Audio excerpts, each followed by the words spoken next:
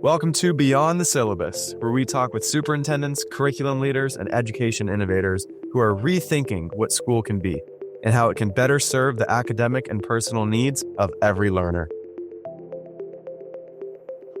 Everyone, thanks so much for joining today's episode of Beyond the Syllabus. Today, I'm honored to speak with Dr. Gordon Amerson, Superintendent of Valverde Unified School District.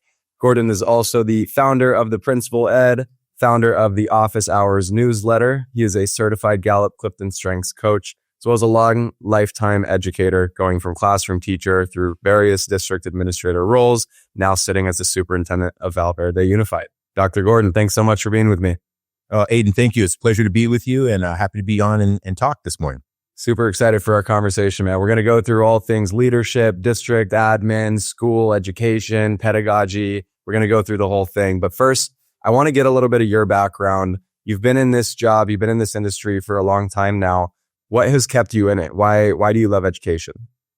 Wow, it's a great question. It's interesting because I'm in a milestone year. So this is the start of year 25. Congratulations. Here, yeah, thank you. And it's been a whirlwind. I'm very fortunate that I don't feel like I've ever worked a day in my life. This has been a life's calling. This has been a passion. And interestingly enough, thinking about your question, what kind of sustains me and what keeps me in the work?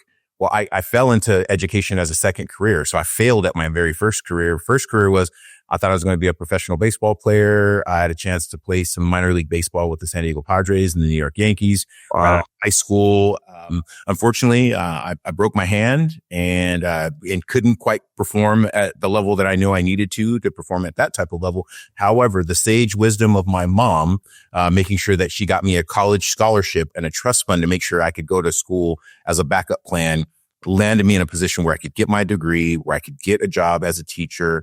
And then I've had so many people who have just poured into me and seen leadership in me that I didn't even know at the time. And then all of a sudden I get these opportunities. And because of that, and because of the ability to be around kids and be able to support our youth and help build our youth into the next leaders of our society, that's what sustains me, is that I know that I'm doing good for kids. I know I'm doing good for communities.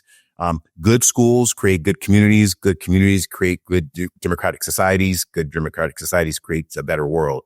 So I'm hoping to just play a small role in that. And if I can add value, that's what I love doing. And that's how I find kind of passion and drive and determination every single day is seeking out and going after that mission. That's awesome. And what a cool story about the minor league time there. We'll definitely dive into that a little bit later on. Yeah. What is it specifically about education that fulfills your heart? You mentioned passion. You've never worked a day in your life. You just love it so much. What is it exactly that gets you going? Honestly, it is the beautiful kind of tapestry that is a classroom, that is a school. Our kids coming from all different types of backgrounds, all different types of walks of life, all kind of different cultural experiences, family experiences, life experiences.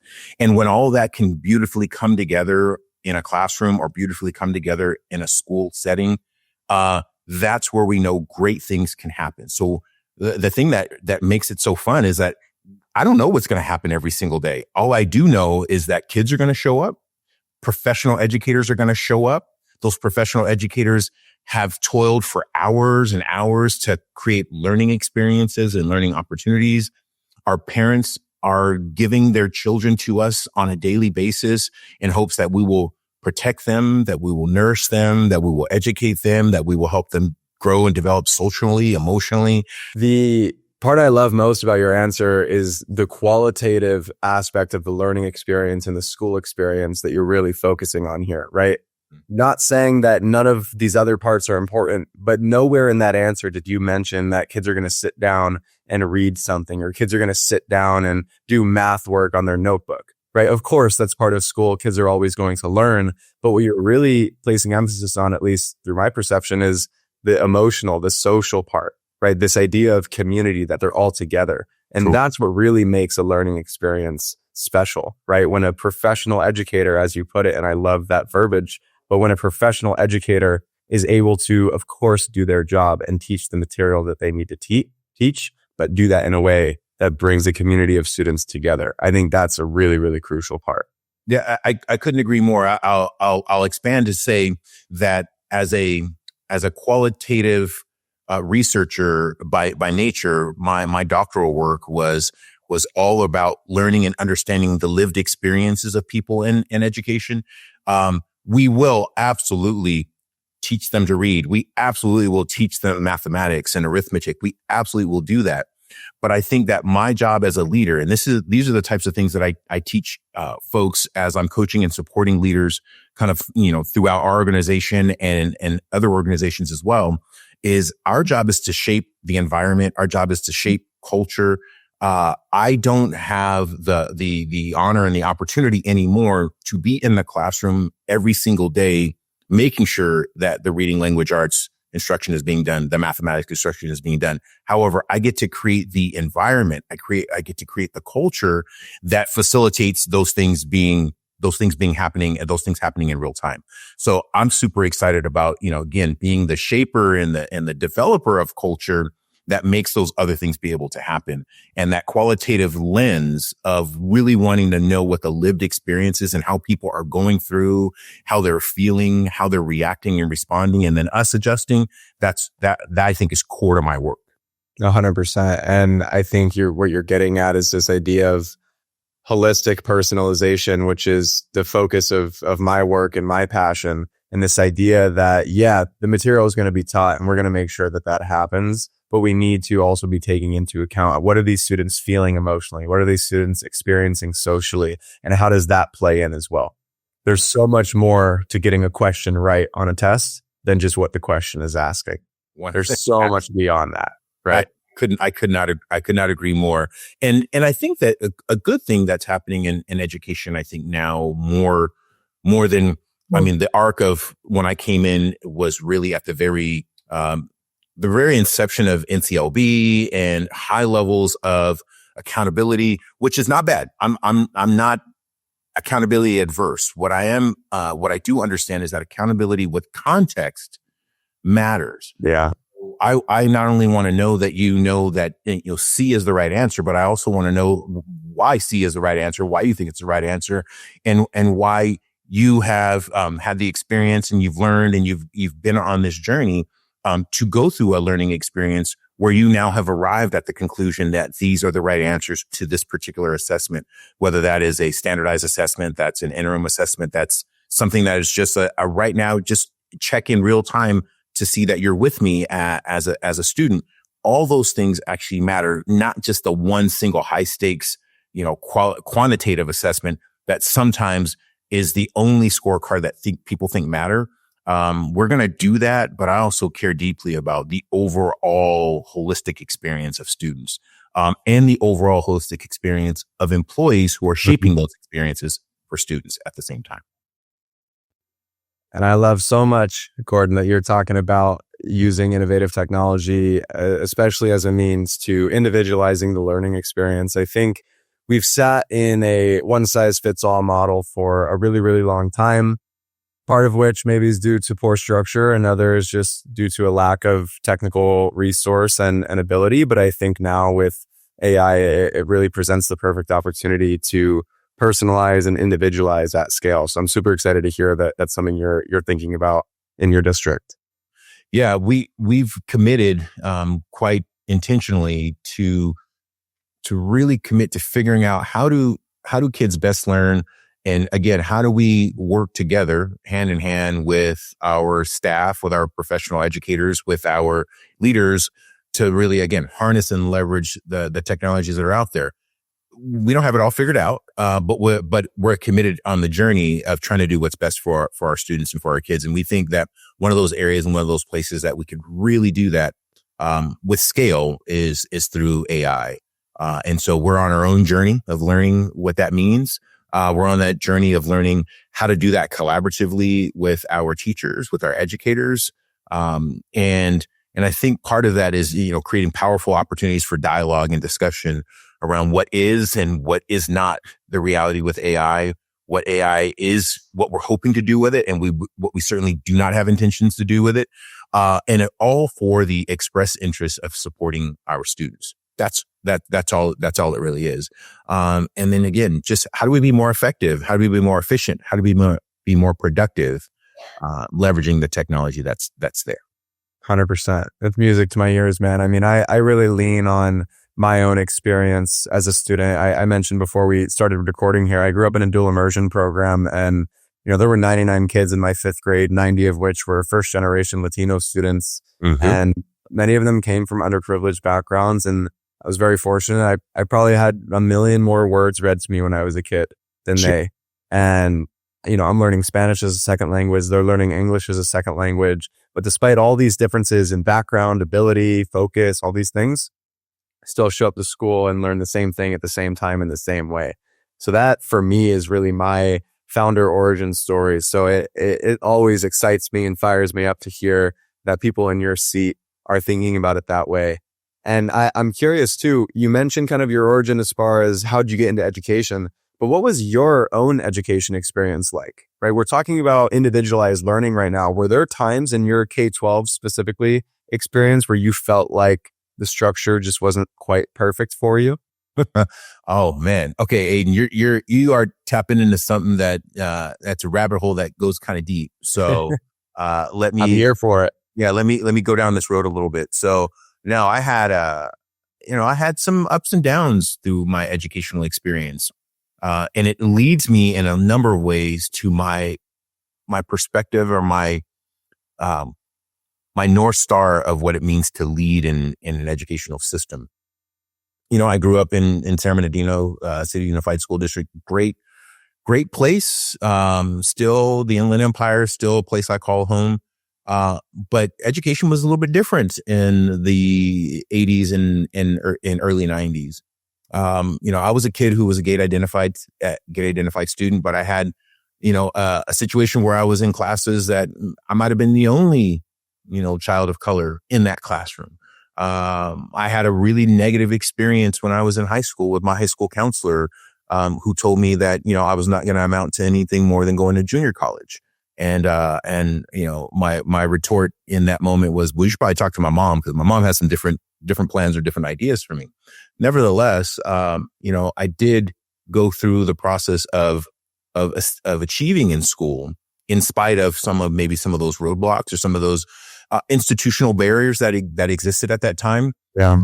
And so I went on to, university and went on to get my bachelor's degree, and then went on to get a master's degree, multiple credentials, a doctoral degree, because I do like learning. I mean, and that centers my ability to stay passionate about the work, because I have this thirst for knowledge and thirst for learning. And, there isn't a book I didn't want to read. I mean, I've come across it and I open up the book, I'm going to go down that rabbit hole.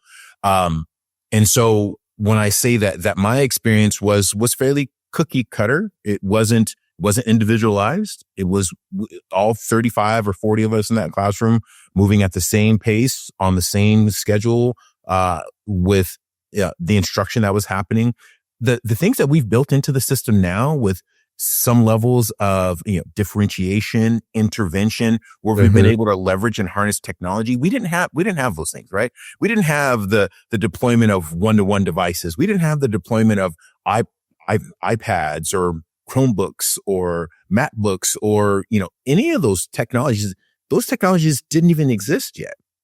But what we did have is that, we had still the dogged nature of wanting to be able to learn and grow, and be able to be challenged. And that was always very evident by the educators, by the teachers who I had. I had wonderful, awesome, amazing teachers who did go above and beyond with the tools and the technologies that they had at that time. But it also, because of that experience with my counselor, I made a commitment to myself when I became a leader and I was somebody who was in a position to determine who had access to the system. And I said, my job is to protect the system and protect the children in the system from the mentalities or mindsets that so negatively impacted me. And so I'm super mindful about the hearts and minds, and the mindsets that exist. And we can go down, the rabbit hole with, Carol Dweck's work on growth mindset and that positioning of how do you see kids and how do you see children and how do you see their upward potential, regardless of what they walk in with, what can you pour into them, and what can they walk out with that is a value add after they've been in your presence for the last 180 days of a school year. Like if we have those right mindsets and right mentalities coming in, then I'm hopeful that, no child ever has to experience a negative interaction like the one that maybe I experienced or so many other people have experienced. And so that really, again, grounds my perspective around education. And it really is from my own personal lived experience. Yeah. And I really appreciate your willingness to share that experience. I know that'll resonate with so many people out there who probably had a similar experience, and it sucks. That's not what school's about. That's not what education is about, right? It's not up to any one person or any multiple people to say, you're not going to do this, you can't do that, right? That mindset that you're able to instill in students and that support that you're able to provide, every student should be given that opportunity. Every student should be given the opportunity to think about going after that opportunity, right? That's exactly right. Now, here's an interesting segue. That's aligned with, this discussion, but it's interesting because as a child growing up in the 80s and in the early 90s, going to a university was kind of the pinnacle. I mean, it was kind of what we all aspired to do. And so when somebody told me, oh no, you're only going to be able to go to junior college, that seemed like a negative thing in the moment. And for all intents and purposes, through my worldview at the moment, it was relegating me to being less than. My perspective on community college and access to higher education has completely changed because we've rebranded around the value of career technical education, around the value of a community college education. Here in California, listen, if we're talking about straight economics, maybe every kid should go to community college in California because it's free. Yeah.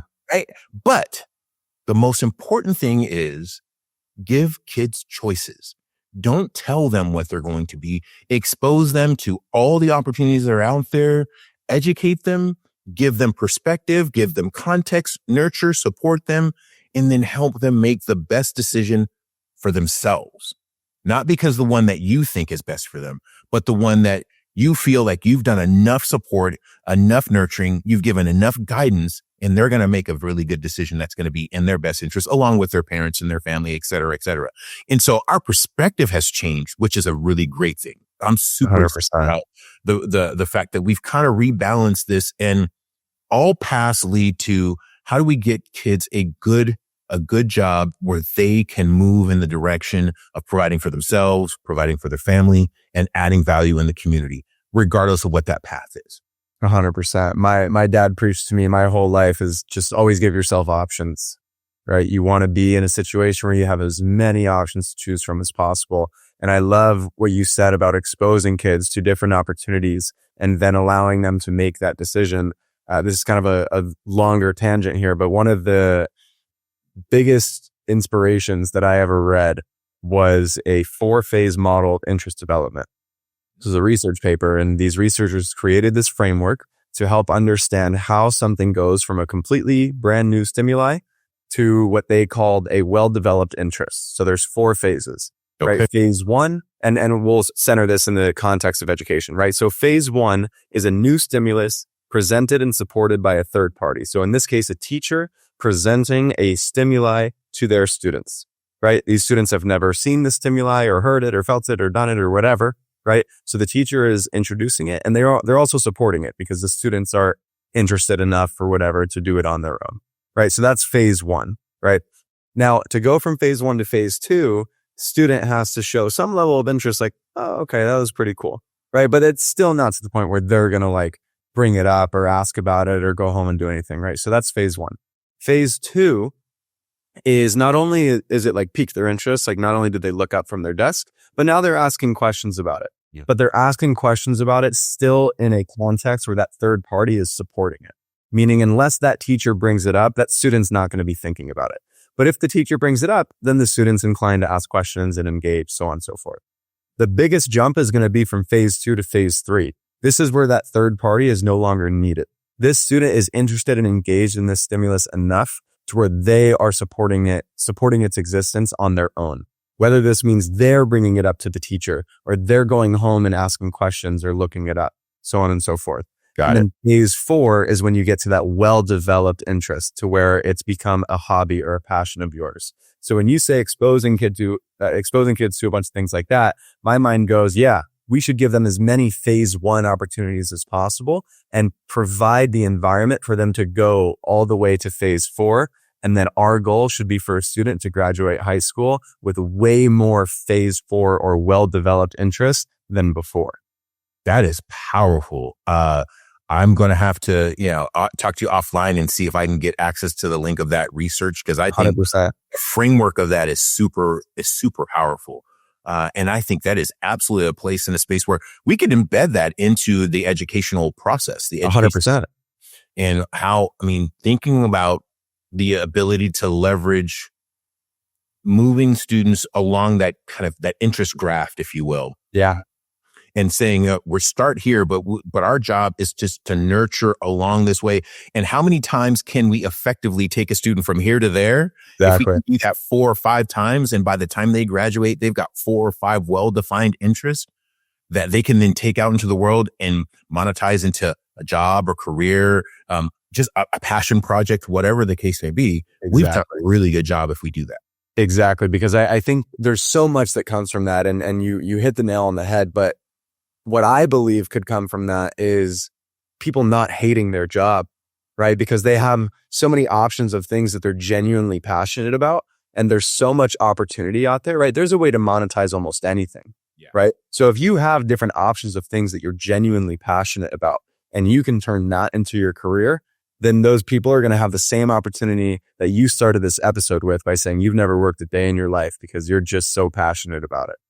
Right. And so as a company, as a product, sure, we're focused on improving performance. We're focused on improving engagement, but it's kind of those side quests, what we call it, of like growth that we really want to show. Like, okay, students that are on our platform, on our product, when they graduate high school, they have 5 more well-developed interests on average than the student not using our product.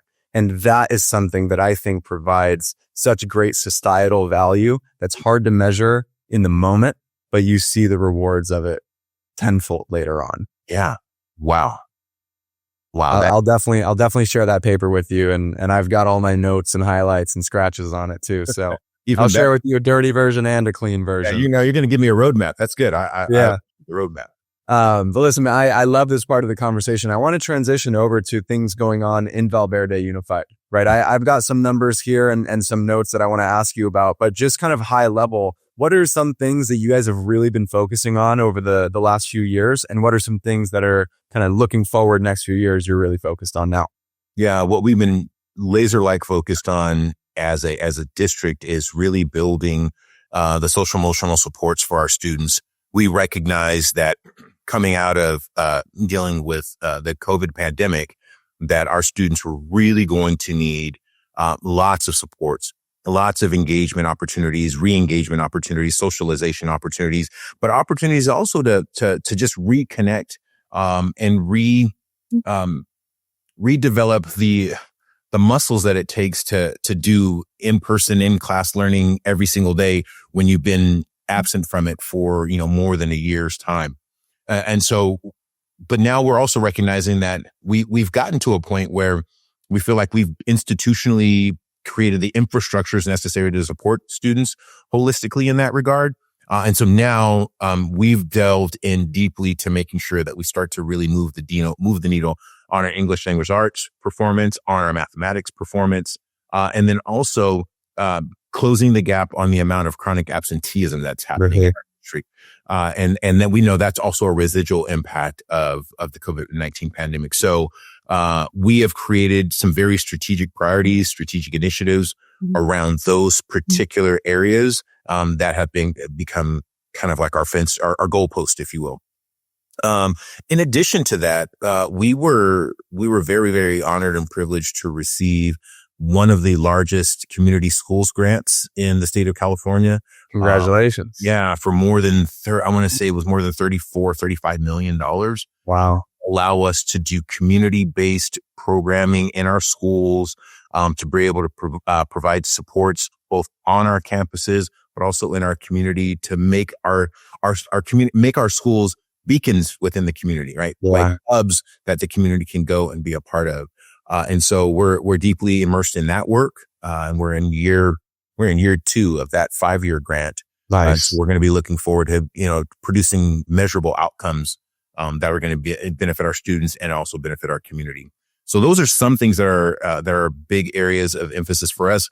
Operationally, logistically, we're also doing, extensive program review right now to make sure that our programs that are producing the best outcomes and the alignment of our resources, that we are making sure that what we think is driving results, and what is not, then we'll redesign, repurpose, reallocate, if you will, with the express goal of by the end of this year, we'll be deeply immersed in a comprehensive strategic planning process that will move Valverde from 2025 to 2030 and beyond. So those are the major areas of priority for us right now.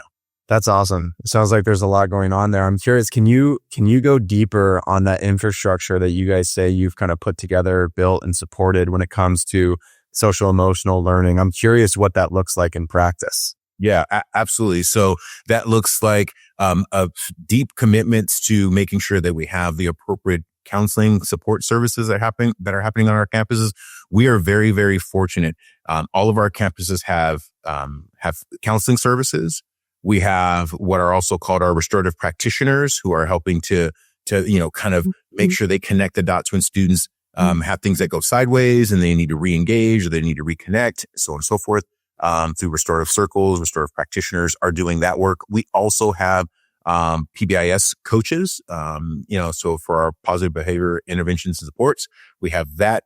And these are all resources that we've intentionally embedded in all of our schools, which allow us to be able to deploy the appropriate resources to meet those social emotional needs, but also have a tool belt. So not every single thing needs a hammer.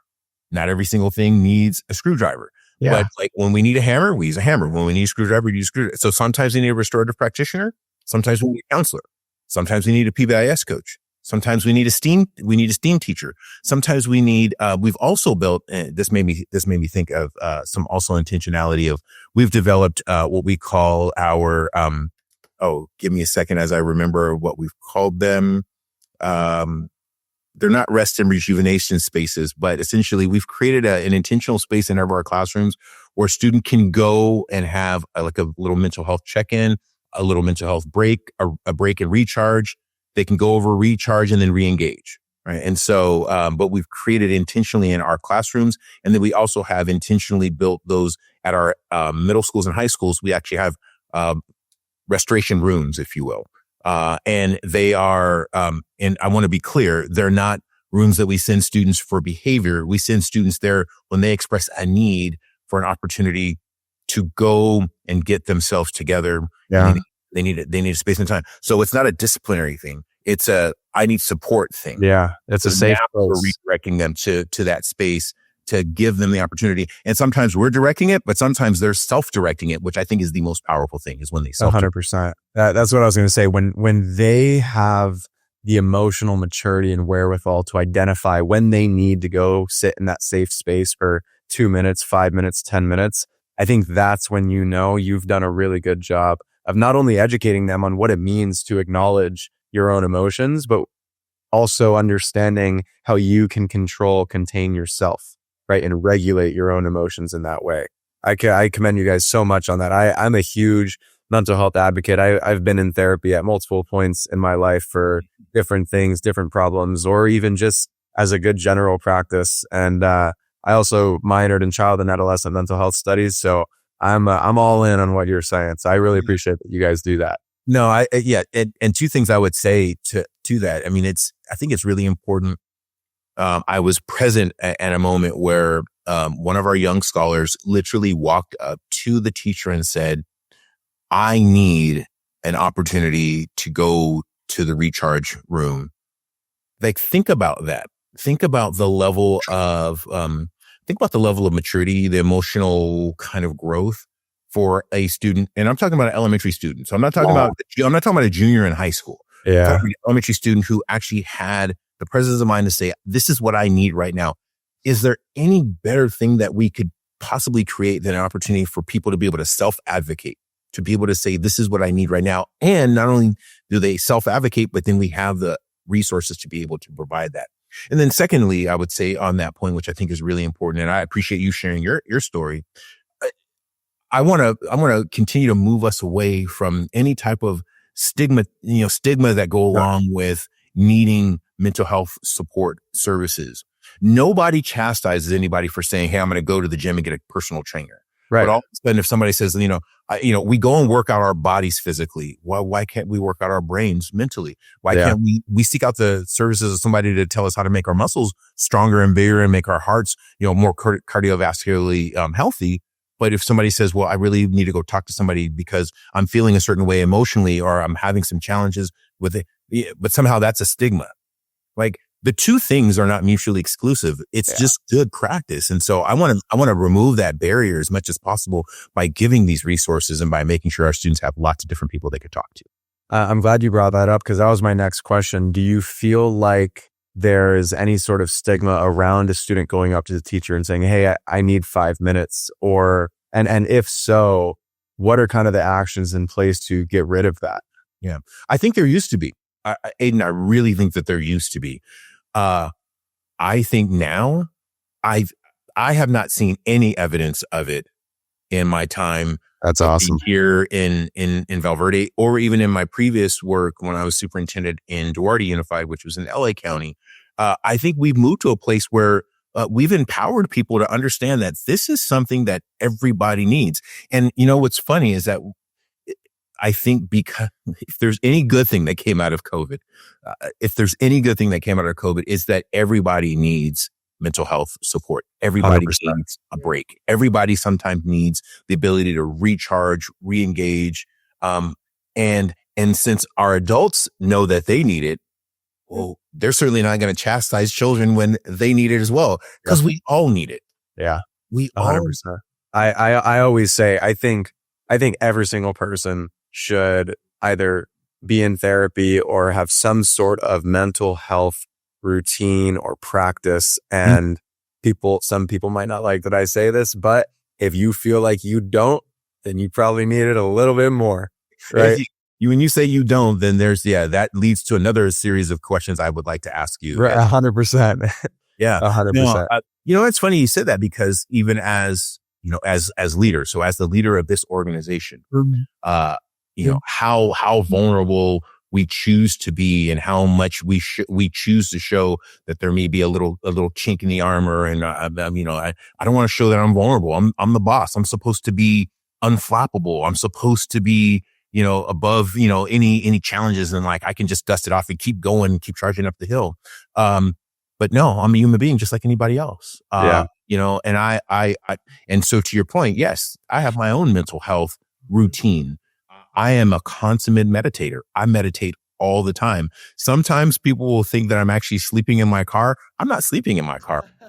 Sitting there. Sometimes if I know I have a big meeting, if I have something that's big, and so let's say I have to go from my district office to a really tough meeting at, some other organization or somewhere, I might sit in my car for 5 minutes before I get out of my car, close my eyes, put on a calm audio track, and I might take that to center myself. So that way I can go in there with a clear mind, a clear head, and be able to engage in the conversation at the level that my district needs me to engage in that moment. And so we have to do what we have to do to take care of ourselves mentally, emotionally. That's how we'll sustain. I mean, I want to sustain in this position, and I want colleagues, I want other superintendents, I want other educational leaders to do the things necessary to keep your mental health and your physical health in order, so that way you can sustain in these jobs. Leadership is hard, and we need good leaders to be able to sustain in these positions. And so mental health is a huge component of that. I couldn't agree more. Leadership is hard. And I think you said something really important there, which is you're a human being too, right? The more human that you can be as a leader, the greater of a leader that you allow yourself to be, right? It doesn't do anyone any justice to sit on top of the throne and pretend like nothing can hurt you, nothing can disturb you or bother you or make you think twice or anything, No, that doesn't help anyone, right? As a leader, you should be relatable to those that you're leading, 100%. right? Because then what you're doing is you're creating more leaders. The Right. more leaders you have in a room, the more people who know how to get things done, you're going to get a lot done in that room. 100%. Right? So Well, I want to segue this into kind of our final topic here, which is of leadership, right? You run a district of just over 19,000 students, right? How much staff are in your district? we have over 3,000 employees. Okay. So you are the leader of over 3,000 employees. What are some of, you mentioned the meditative practices, which I think is so amazing. And I want to talk to you offline about that. But Yes. you mentioned that. What are some other things that you've instilled both personally as a leader and then throughout the district as leadership principles? Yeah. So I will tell you, because we're literally getting ready to have our leadership retreat on Friday, so the day after tomorrow. And I'll tell you that the core of my message this year is we want, from a leadership perspective, we always want to be building organizational trust with our community, but we also want to be building kind of internal trust with each other. Self-trust is a huge piece. I've got to trust that I am capable, I'm knowledgeable, that I'm valuable enough, that I matter enough to go and lead this organization, lead this team, lead this classroom. And so trust is a foundational leadership principle for us. Number two is again, you know that I'm a strengths-based leadership coach. All about strengths-based leadership. We have innate talents, gifts, and treasures that we need to share with the world. And we also want to focus on building on what our strengths are. I am not a leader who ever focuses on anybody's weaknesses. I said, yeah, we have weaknesses, but we're not going to focus on them. So we're always focusing on your talents, your strengths, and your natural gifts. Building trust, focusing on your strengths, and then creating high levels of autonomy with accountability. So this accountability with context, that is a huge proponent. So I always tell our leaders, I give you a wide berth of leadership. So imagine yourself on a 4-lane highway. That means 4-lane highway means I have lots of options. I can travel in lane 1, I can travel lane 2, lane 3, or lane 4. And let's imagine that the highway is going across a bridge. Would you want that bridge as you're traveling across that 4-lane highway at 60 miles an hour? Would you want it to have no guardrails? Would you want to have it where if your car lost control and all of a sudden, and I would never wish this, but at least you slam into the guardrail and you don't go into the bay?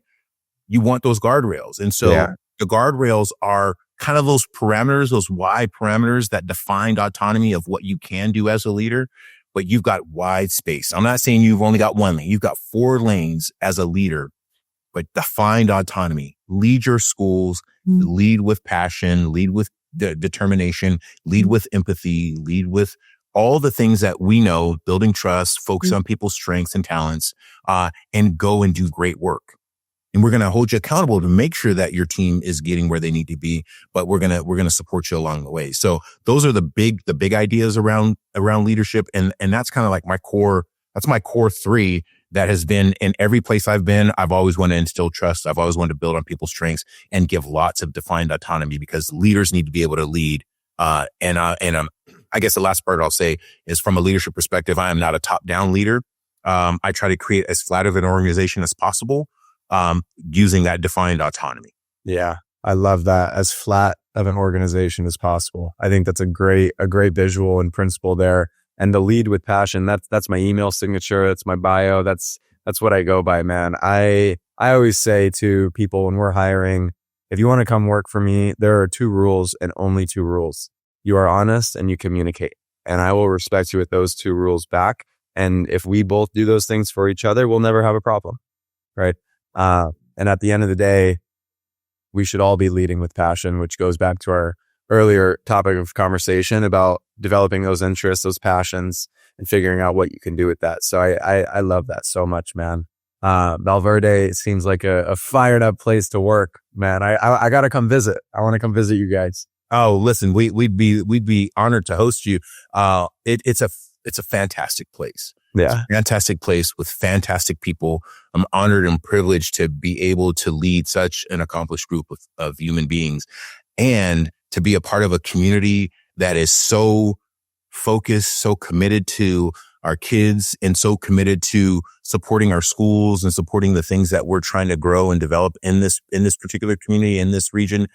It's just a fun place to be. And I know that we're going to do great things this year. And I just want to make sure that I'm doing the things that I need to do to create the conditions and the environment for our folks to just excel, because they already have the skills, the knowledge, and the talent. And I just want to just be that guide that just helps them figure out that path. So it's just super exciting work. That's cool, man. I'm excited for you and the community, and an organization led by you is one I have high hopes for. So last thing as we wrap up here, where can people find you? Where can people support you and Valverde and the community?